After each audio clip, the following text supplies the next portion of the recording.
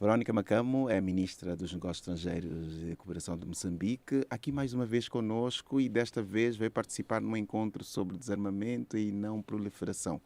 O que é que Moçambique tem a dizer sobre este assunto no Conselho de Segurança?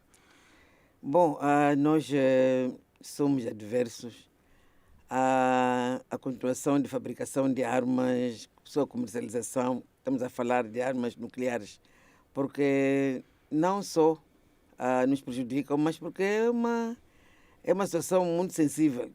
Já imaginou se, porventura, algum país distraído que tenha armas ou que esteja a produzir armas nucleares se lembrar de utilizar? A humanidade vai embora. Nós não queremos isso. Queremos que este mundo continue a ser um mundo vivível, as pessoas estando aqui e deixarmos o melhor legado para os nossos filhos. Portanto, nós somos a favor de desarmamento nuclear, sem dúvida, e é essa tese que viemos defender. Há um outro desarmamento que importa E para não proliferação de situações... armas logo, sim. Pois é. Há uma outra questão ligada ao desarmamento, não nuclear, mas as armas em si, né, que proliferam pelo mundo. Diz-se que estas armas mais ligeiras estão a constituir ameaça crescente nos países. Temos o caso da República Democrática do Congo, temos o caso de Moçambique, com os recentes ataques terroristas. Como é que o país acha que deve ser feito? Como é que o mundo deve se unir, estando no conselho em que está, não é? Como é que pode influenciar para que estas armas não parem em mãos erradas? Bom, nós temos estado a defender, porque realmente tanto a proliferação de armas, mesmo não falando de armas nucleares, mas essas armas que acabam matando, acabam, portanto, provocando danos nos nossos países, acaba criando condições para o retrocesso, de facto é muito nocivo. O que nós temos dito é que como se chama o protocolo, que deve ser respeitado. Há portanto, instrumentos que devem ser respeitados, porque o problema não é ter arma. Nós precisamos ter arma para nos defendermos. Os países todos precisam de ter armas para se defender. Portanto, quando estão tanto em elementos não estatais, esse é que é o problema. O problema é que o mundo até aqui, apesar de se organizar, ainda não conseguiu detectar quem são esses que metem, portanto, as armas nos nossos países utilizando mecanismos não estatais, mecanismos não legais. Portanto, nós somos mesmo, tanto adversos a essa circulação de armas, porque é isso que efetivamente cria problemas nos nossos países. Se as armas estivessem nas mãos do Estado, que tem responsabilidade, estou a falar de Estados mesmo, que tem responsabilidade de cuidar da soberania, de defender, portanto, a soberania territorial, enfim, autodefesa, aí não seríamos problema. O problema são esses grupos. Mas como não sabemos quem são os mentores desses grupos, não sabemos quem está por detrás, o mais importante é que continuemos como mundo a nos mobilizarmos para, de facto, procurar e cooperar para que se encontrem os tais grupos, sobretudo esses que estão tanto a financiar e por essa via também a garantir logística, tanto logística, estamos a falar de armamento, mas também logística, tanto estamos a falar de alimentação desses terroristas, de facto devem ser encontrados e responsabilizados. Falando em terrorismo, Moçambique é um caso, portanto, houve ataques recentes, mas há ao mesmo tempo um esforço internacional para apoiar a União Europeia, onde está Portugal a fazer força, mas tem também algumas ações de várias partes do mundo. Como é que está esta situação? Até onde é que podemos dizer que se está a avançar em Moçambique? Bom, há avanços. Como sabe, os terroristas reagrupam-se de quando em vez. Portanto, muitas vezes nós pensamos que a situação estava muito calma. Aqui mesmo eu disse que nós já não tínhamos nenhuma base. Não posso dizer agora que é a base, mas há reagrupamento. E esse reagrupamento está neste momento, portanto, a ser atacado pelas nossas forças de defesa e segurança. Os nossos jovens estão a fazer um bom trabalho. Por causa disso mesmo, a situação melhorou. Porque há 2 semanas, ou um bocadinho mais do que 10 dias, a situação estava mais complicada. Porque se reagruparam, eventualmente os seus mentores injetaram tanto armas como tanto dinheiros e tanto também a parte logística para continuarem, portanto, a coisa como chama, a destruir, a matar e a conduzir-nos para retrocessos e nós não queremos. Aqui em Nova Iorque perguntam-lhe como é que está, que ajuda é que precisa, que tipo de perguntas é que lhes fazem aqui sobre a situação em Moçambique? Bom, nós já temos a União Europeia a apoiar. Temos também países individualmente tomados a apoiar. Como sabe, nós estamos a conversar há bem pouco tempo com a União Europeia, porque a União Europeia, com filosofia, não está, portanto, com filosofia não dá armas, dá material não letal. Portanto, até drones pode dar, mas material letal não. Mas nós estamos a conversar com a União Europeia, porque a União Europeia, para além de nos dar tanto apoio material, também treina os nossos jovens. Mas treinar uma pessoa a dizer que vai lá combater o terrorismo fica complicado. Como é que a pessoa vai pegar a mão? Não pode. Tem que ter armas para poder efetivamente fazer face às investidas tanto dos terroristas e tentar efetivamente fazer esforço para eliminar do nosso solo pátrio. As pessoas dizem que não é possível o terrorismo acabar, mas eu penso que se nós nos unirmos mesmo e fazermos um esforço muito grande como Sociedade das Nações, nós temos capacidade de efetivamente eliminar o terrorismo. Agora é preciso que haja uma ação, é preciso que haja articulação, coordenação, troca de informações e também troca de estratégias, informações como estratégias para efetivamente eliminar, porque há países que já conseguiram eliminar. A Argélia é um dos países que conseguiu eliminar.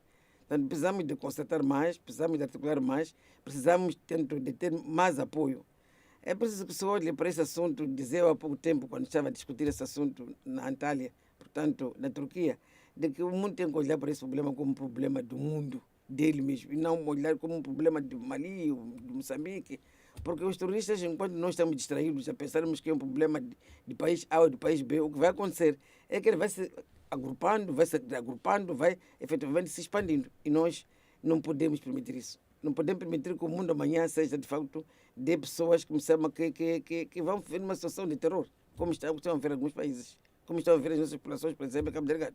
Ministra. É complicado uma pessoa sair de casa para carregar aquilo que tem e pôr na cabeça. Tem imaginar uma pessoa que tem o futuro, o presente e o futuro na sua cabeça. Tem ideia do que é isso? Portanto, todos os anos a pessoa trabalhou, fez um esforço muito grande, mas quando chegam, por causa do medo de efetivamente ser molestado, vai ter que carregar tudo o que é possível carregar na sua cabeça. Quem tem carro vai aproveitar, quem tem motorizado vai aproveitar, mas mesmo assim não se consegue carregar aquele esforço. E a pessoa vai para um sítio onde não sabe o que vai encontrar.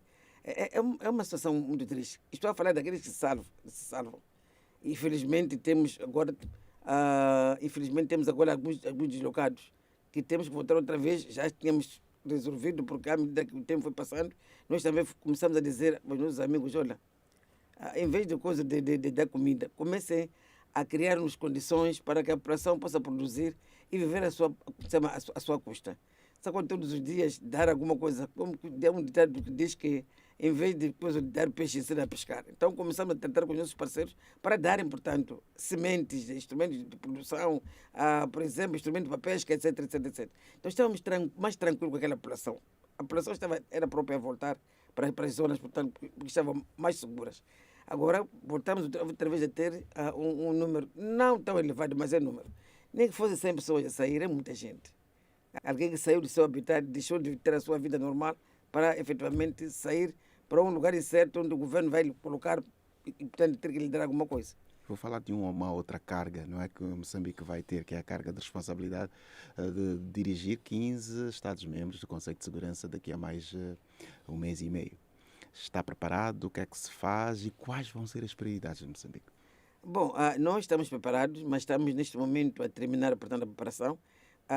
Como sabe, tem que se fazer uma negociação e conversa com os outros países, mas há de estar à volta das questões de segurança.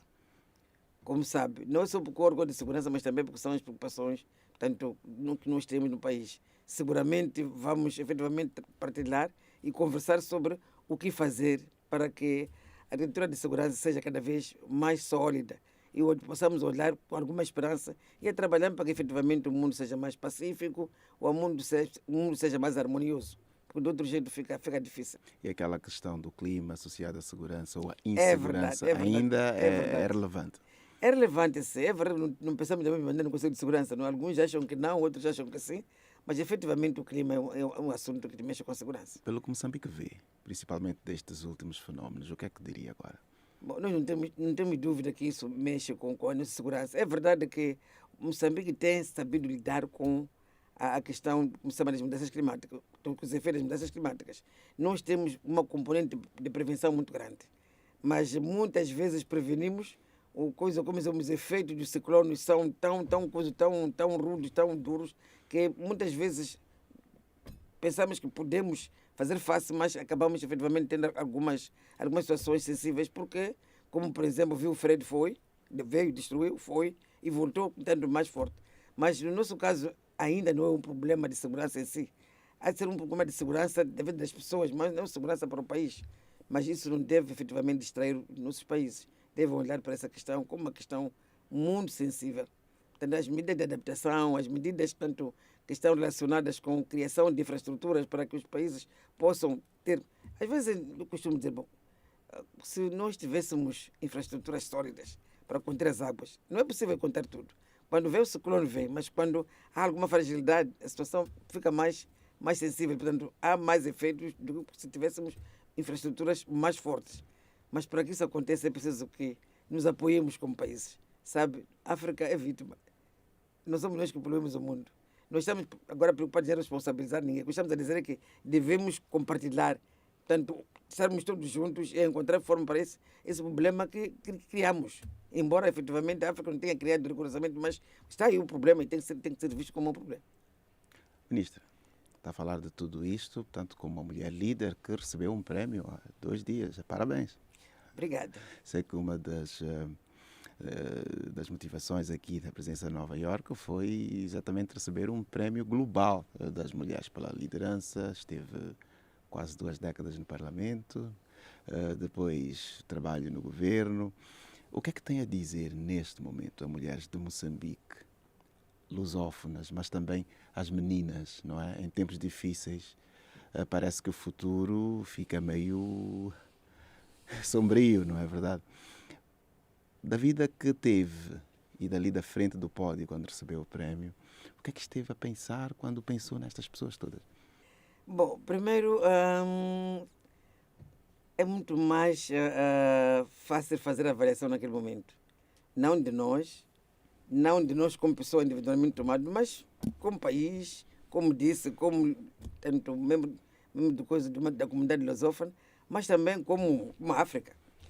Eu sinto que há uma alegria que sai do nosso peito. Por quê? Porque quando nós olhamos para trás e fazemos a avaliação do que era a mulher ontem e do que é a mulher hoje, realmente não podemos dizer que é de noite para dia, mas muita coisa foi feita. Muita coisa foi feita. Particularmente naquelas coisas sensíveis, como por exemplo a educação, que é muito importante. Eu costumo dizer, não se compara duas coisas diferentes. Se você quer que o homem e a mulher sejam iguais, cria condições a partir da educação mesmo. Porque se eu sair aqui fora e dizer que quero recrutar 100 enfermeiros, ou nesse caso 100 médicos por hipótese, se não houver, portanto, quero 50-50, se não houver 50 homens ou 50 mulheres, eu não vou conseguir recrutar. Então, sinto que a base, que é a educação, já está lá. Precisamos de cultura consolidá-la, mas já está lá. Mas também as políticas de empoderamento, portanto, da mulher, mesmo olhando para as questões de género, houve muita evolução. É verdade que a cara ainda tem, portanto, como é que a pobreza ainda tem cara da mulher. Se eu sair mesmo aqui, CSW está aqui, há tanta mulher aqui a chegar discutir. assim 20, não é? E 20 homens, 20 mulheres, seguramente, aqui não sei rigorosamente, mas no meu país, havemos de encontrar mais mulheres naquelas 20 pessoas, estou a falar de uma forma aleatória, do que nos homens. Mas estamos a marchar. Estamos a marchar. Em termos econômicos, se calhar precisamos fazer um pouco mais. Porque se nós olharmos para a área política, eu penso que nós evoluímos muito. Evoluímos muito, é por isso que eu dei, portanto, como é que é? Disse que dedicava ao presidente Filipe Jacinto.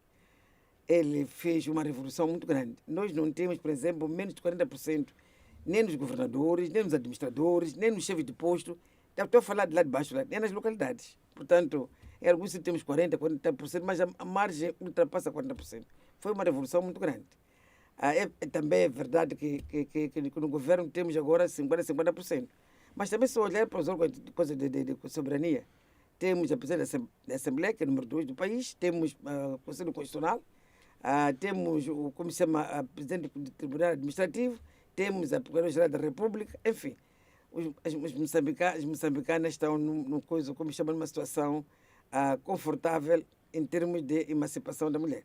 Agora, se me disser que já está, não, ainda falta. Precisamos de continuar a trabalhar. Por que estamos satisfeitos? Porque também quando olhamos para aquilo que é mais importante, que é é coisa como chama, é a legislação. Também a legislação tem sido uma legislação que coloca homens e mulheres numa situação de igualdade.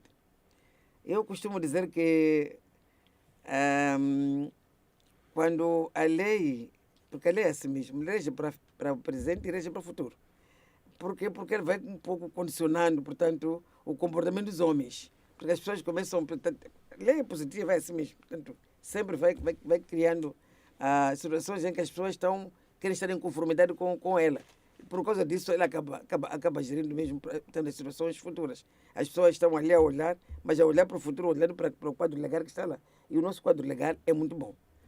Temos ainda algumas situações. Ainda precisamos de continuar a alfabetizar, precisamos de continuar a educar, precisamos de efetivamente fazer um bocadinho mais na área econômica. Hoje, se olharmos no campo político, acho que estamos bem, estava a dizer há pouco tempo. No âmbito social também eu sinto que há cada vez menos complicações. Estamos com algum problema de violência doméstica. Sim, estamos. É verdade que a violência doméstica contra a mulher, mas está a diminuir.